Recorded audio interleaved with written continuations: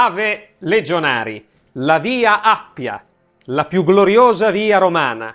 In questo documentario parleremo della via Appia e capiremo come si è partiti da una strada che serviva per esigenze militari ed è diventata il modello di tutte le strade romane.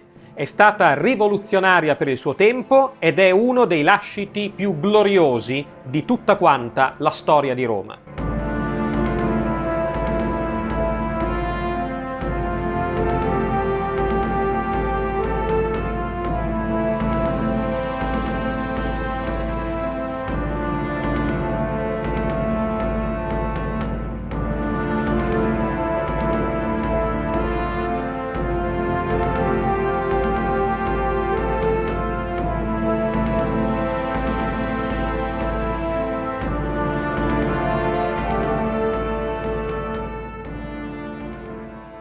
Innanzitutto noi dobbiamo capire qual è l'origine della via Appia e qual è il percorso che poi nel corso dei decenni ha sviluppato. Il punto di partenza è il periodo storico della seconda guerra sannitica. I romani stanno combattendo contro uno dei popoli italici più organizzati, fieri, resistenti, e quindi si tratta di una delle guerre più importanti per l'espansione di Roma in Italia. E allora, nel corso della seconda guerra sannitica, i romani hanno bisogno di spostare più velocemente le loro legioni, e soprattutto verso la città di Capua, perché Capua era inizialmente una città neutrale, ma poi praticamente diventa la città principale contesa tra Romani e Sanniti. Quindi la motivazione fondamentale che spinge i Romani a costruire una nuova strada è un'esigenza militare contro i Sanniti. E abbiamo anche una data e una persona precisa. Noi sappiamo che nel 312 a.C. il censore Appio Claudio Ceco riceve l'incarico dal Senato romano di costruire una strada verso Capua. E allora vediamo nella cartina di capire quali sono le origini, i primi tratti della via Appia. Il punto di partenza è una piccola strada preesistente che veniva utilizzata poco, quindi è servita solamente come iniziale tracciato, che usciva direttamente da Roma, in particolare da Porta Capena, e mano a mano andava verso sud. E allora lo vediamo. Si spinge innanzitutto questa strada percorrendo le campagne laziali e arriva alla città di Ariccia. Dopodiché, nei decenni successivi, viene costruita, arriviamo ad Anxur, che è l'antico nome di Terracina, sale leggermente attraversando Fondi, si allunga verso Formie, cioè l'odierna Formia, passa attraverso la città di Minturne, scende giù costeggiando quindi il mare verso Sinuessa, antico nome della città di Mondragone, e poi va verso la parte più continentale dell'Italia e finalmente arriva alla città di Capua.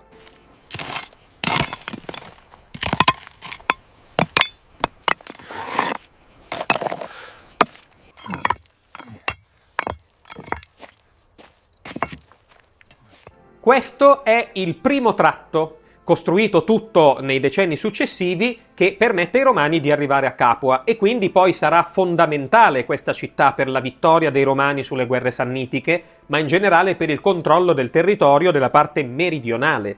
Quindi il primo tratto è sicuramente, non solo cronologicamente, ma anche strategicamente, il più importante. A proposito di viaggi e di storie passate, ma immaginate di dover acquistare un carro 2000 anni fa, proprio qui, esattamente sulla via Appia. Non vi sarebbe piaciuto sapere, ad esempio, chi erano i proprietari precedenti? Oppure quante miglia aveva già percorso? O se la biga avesse subito un incidente magari contro un'altra biga? Oggi, per fortuna, le cose sono molto più semplici quando si tratta di scegliere un'auto usata. Ed è per questo che vogliamo parlarvi del nostro sponsor. Parliamo di Carfax, che è un servizio che vi aiuta a scoprire la storia di un'auto usata. Come funziona? Vi serve solamente la targa dell'auto che volete controllare, la inserite nel sito di Carfax e rapidamente vi arriva un report con molte informazioni utili per fare una scelta più consapevole. Ad esempio, potrete scoprire quanti proprietari ha avuto l'auto, se il veicolo è stato ipotecato oppure ha dei vincoli amministrativi, le letture del contachilometri registrate che devono, attenzione, essere sempre in aumento e se sono stati segnalati degli incidenti oppure dei danni a Carfax. Naturalmente dovete tenere conto che non tutte le informazioni vengono sempre segnalate a Carfax, quindi è assolutamente fondamentale, dopo aver fatto il report Carfax, anche vedere l'auto dal vivo, portare un meccanico di fiducia e fare tutte le verifiche del caso. Carfax è un servizio a pagamento, ma se vi interessa vi lascio il link in descrizione. Purtroppo non potete usarlo per controllare i carri che percorrevano la Via Appia, perché quelli non avevano nemmeno la targa, ma per le auto moderne invece può essere molto molto utile. E ora torniamo al nostro documentario. Poi però cosa succede? Questa strada è talmente utile ed è talmente importante non solo per le motivazioni militari, ma anche per lo scambio, chiaramente, delle merci e quindi dei commerci, che si decide di andare avanti. E quindi c'è, ritorniamo alla cartina, un secondo tratto che viene costruito, qui l'anno iniziale è il 268 a.C., in particolare arriva alla città di Caudium. A un certo punto viene costruito un ponte sul fiume Isclero, e quindi riesce a superare questa barriera naturale, costeggia il Monte Mauro e alla fine arriva nella importante città di Beneventum. E quindi, come vedete, è stato fatto un altro pezzo verso una città importante, perché poi Benevento, si vede, no? È un po' in una posizione centrale, quindi da quel punto ci si poteva poi dipanare a nord o ad est in maniera abbastanza veloce. Continua la nostra costruzione della Via Appia e vediamo il terzo tratto che viene costruito attorno alla metà del III secolo a.C. e vediamo che in questo caso la necessità è quella di collegare meglio Roma con le colonie. E allora un nuovo tratto, esce la strada da Benevento, si va a Eclanum, che è la odierna Mirabella Eclana, e poi ci si addentra, sempre nel territorio continentale, e si arriva alla città di Aquilonia. Poi si sale leggermente, quindi superando l'Appennino, e si giunge a una nuova destinazione, che è la città di Venusia, cioè l'odierna Venosa. Quindi, come vedete, c'è un altro avanzamento verso meridione. Quindi, come vedete, il tratto della costruzione della Via Appia ci fa capire anche la realtà economica, cioè il Sud Italia è sempre più importante per i commerci, c'è sempre maggiore necessità di spostamento e quindi la via segue le esigenze economiche dello Stato romano. Arriviamo quindi a un'altra fase, la costruzione del quarto tratto della Via Appia, che è sulla fine del III secolo e a questo punto si decide di attraversare in linea retta la regione della Lucania per arrivare poi a Taranto.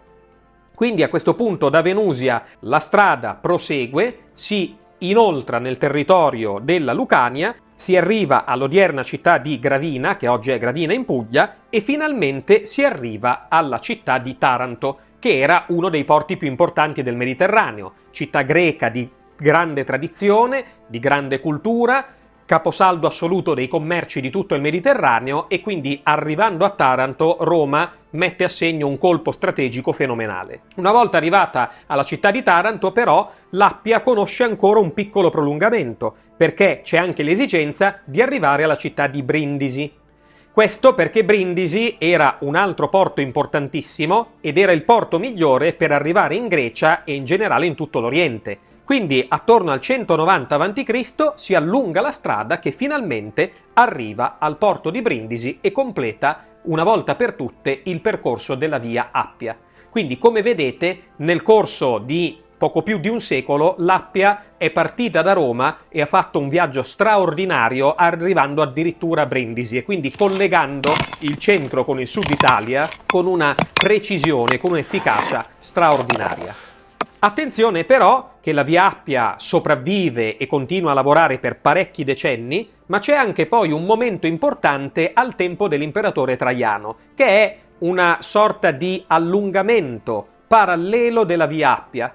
Questo perché? Perché in realtà il territorio della Lucania era piuttosto accidentato, questo tratto della Via Appia anche lì era abbastanza difficile da percorrere e quindi succede che l'imperatore Traiano ritiene necessario costruire un prolungamento della via Appia parallelo e allora riprende dalla città di Benevento e fa costruire una seconda linea della via Appia che collega tutte delle città che prima di quel momento erano state messe un po' da parte. Cioè si arriva, lo vediamo qua, a Erdonie, si scende finalmente verso Canusium, cioè l'odierna Canosa, si va sempre più giù, si arriva a Butonti e poi, come vedete, c'è un ulteriore prolungamento a Barium e a Polignano, l'odierno Polignano a mare, e poi prendendo e attraversando la città di Egnazia ci si ricongiunge nuovamente al porto di Brindisi e quindi questo prolungamento della via Appia trova il suo termine. È molto importante considerare la via Appia anche nelle diramazioni decise dall'imperatore Traiano. In questo modo c'era un controllo molto capillare del territorio e tutta una serie di decine di città che fino a quel momento erano state lasciate un po' in disparte entrano nella rete stradale romana.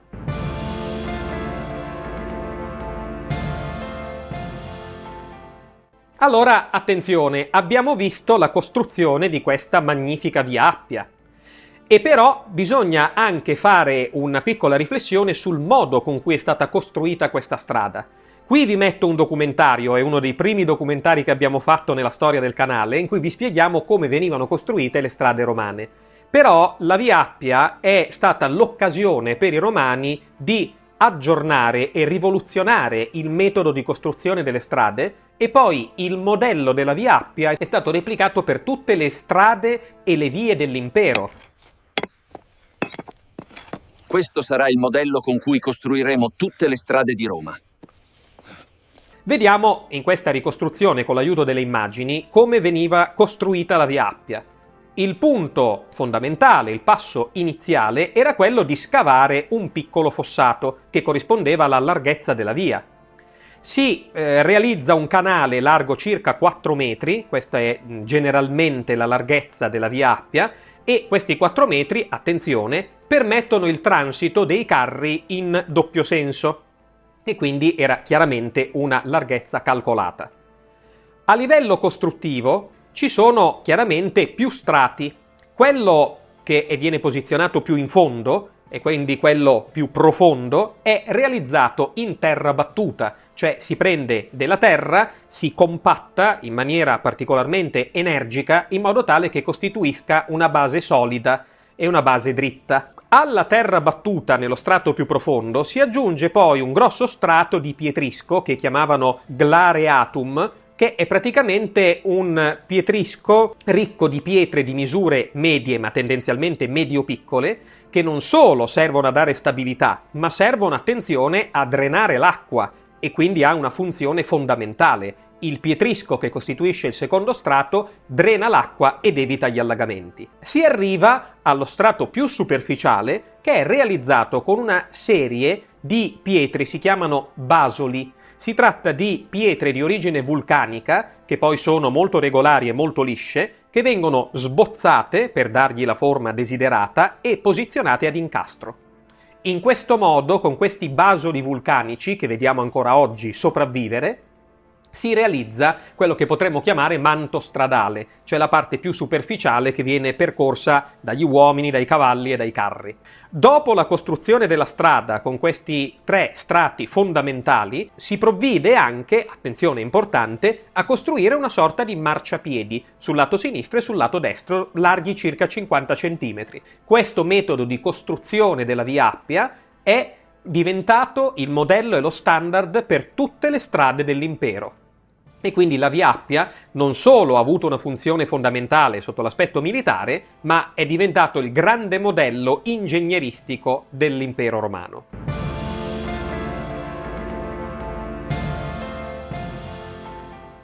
Spiegato tutto ciò, però, c'è anche l'aspetto artistico. E voi potreste dire che cosa significa artistico, cioè cosa ci può essere di artistico in una strada, per quanto bella, però la strada non è un'opera d'arte. E invece no, la via Appia è un'opera d'arte a cielo aperto, è un museo a cielo aperto. Questo per quale motivo? Perché chiaramente Roma era dominata dalle famiglie aristocratiche.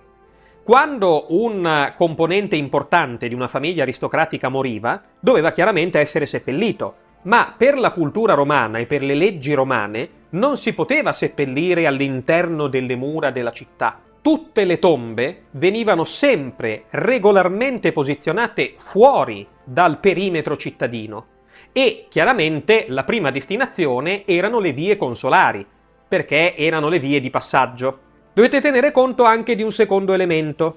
Secondo la cultura romana, e questo l'ho spiegato anche in altri documentari, quando una persona moriva, la sua memoria durava fintanto che il suo nome veniva pronunciato dai posteri. Quindi realizzare delle tombe con delle iscrizioni visibili che le persone potessero leggere e ripetere ad alta voce serviva a perpetuare la memoria del defunto e in generale la memoria della famiglia.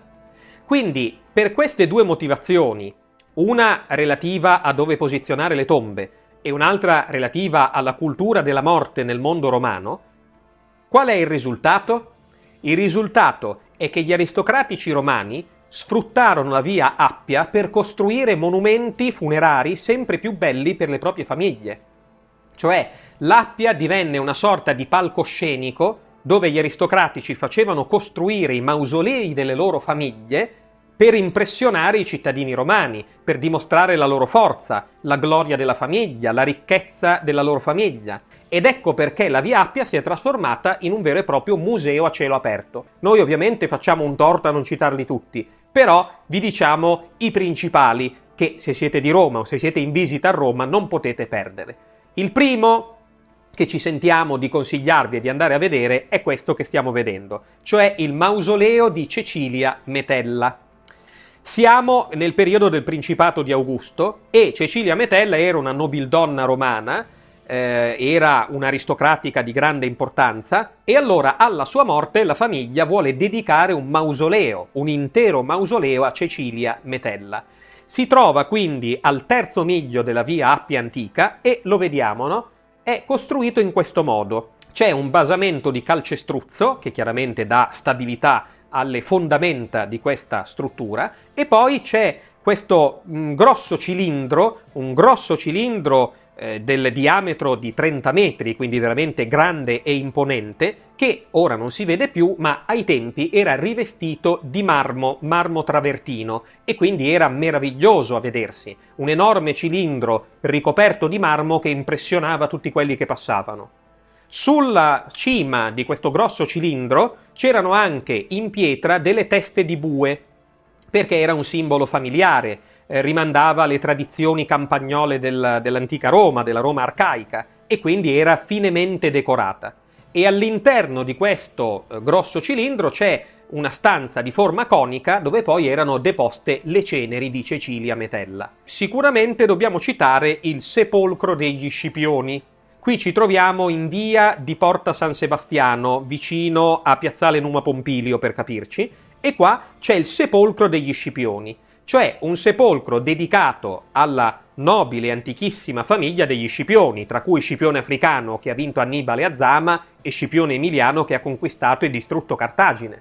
Allora, il capostipite della famiglia degli Scipioni, che era Scipione Barbato, decise di far costruire un sepolcro per la sua famiglia e quindi c'è praticamente scavato direttamente nel tufo con un'enorme opera di ingegneria e anche di fatica, c'è una struttura a forma quadrata e poi ci sono chilometri di gallerie sotterranee, tutte quante scavate nel tufo, che ospitavano i vari membri della famiglia degli Scipioni. E ancora oggi noi possiamo vederlo, possiamo visitarlo, c'è questa struttura immensa, estremamente articolata, ed è emozionante pensare che in questi loculi c'erano i resti della grande famiglia romana degli Scipioni. Un'altra cosa sicuramente da vedere è il sepolcro di Priscilla. Questa è una storia particolarmente triste. Si trova questo sepolcro di Priscilla di fronte alla chiesa Domine Quo Vadis, sempre ovviamente a Roma, vicino al fiume Almone. Perché è struggente? Siamo nel periodo dell'imperatore Domiziano. Domiziano aveva un importante liberto, piuttosto ricco, piuttosto ammanicato, che si chiamava Abascanto, e questo nostro liberto Abascanto aveva una giovane e bellissima moglie, che però, non sappiamo esattamente perché, muore rapidamente, improvvisamente in giovane età. Abascanto è distrutto dalla perdita della moglie, che veramente lo getta proprio nel dolore più assoluto, anche perché era bellissima e giovanissima, e allora decide, per compensare il suo dolore, per sfogare il suo dolore inconsolabile, di costruire per lei un mausoleo bellissimo. Innanzitutto Abascanto diede ordine, con tutti i soldi che aveva, di imbalsamare il corpo della donna, e questa è una pratica piuttosto strana nell'antica Roma. Quindi evidentemente si rifaceva alla tradizione egizia. C'è un meraviglioso, straordinario funerale nel centro di Roma, sfarzoso, pieno di ogni tipo di orpelli, di musica, di suoni, per celebrare la moglie, la memoria della moglie nella maniera più barocca possibile, se vogliamo dire così. Tra l'altro, al funerale assiste addirittura il poeta Stazio, e quindi Stazio ci dà una descrizione da testimone oculare del meraviglioso funerale che ebbe questa giovane ragazza.